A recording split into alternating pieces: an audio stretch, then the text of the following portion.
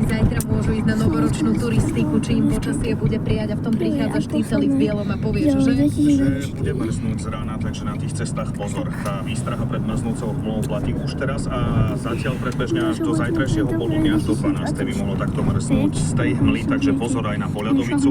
Ale bude pekne na horách, čo sa týka tej turistiky. Hore na horách so slnkom, teploty podobne ako dnes, až do 9 stupňov všade inde, ale môže aj ojedinele slabšie snežiť a teploty cez deň -3 až +3 stupne.